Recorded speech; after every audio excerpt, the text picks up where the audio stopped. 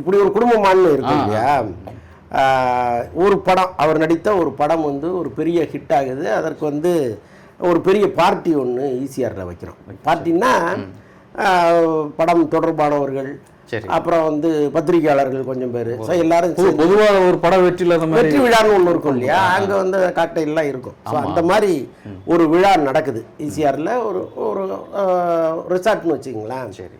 அப்போ எல்லாருமே கிளம்பும்போது அவங்க அப்பா வந்து அவங்க வீட்டு வாட்ச்மேன், அவர் வந்து ஒரு 55-60 வயசு இருக்கும் அவருக்கு. சரி.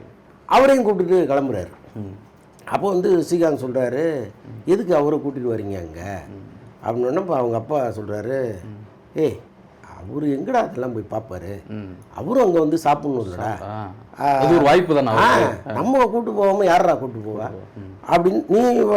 நீ என்ன கிளம்புவோம், காரில் கிளம்பு, நான் என் காரில் கூப்பிட்டு வரேன் அவருன்ட்டு இவன் அந்த வாட்ச்மேன் நான் இவர் எல்லாருமே போகிறான். சரி. போனால் அங்கே வந்து காக்டெயிலில் இவர் வாட்ச்மேன் வந்து ஹெவியாக சாப்பிட்டாரு. ஒரு கட்டத்தில் மட்டையாயிட்டாரு. மட்டையானா ஸ்ரீகாந்துக்கு பயங்கர கோவம்.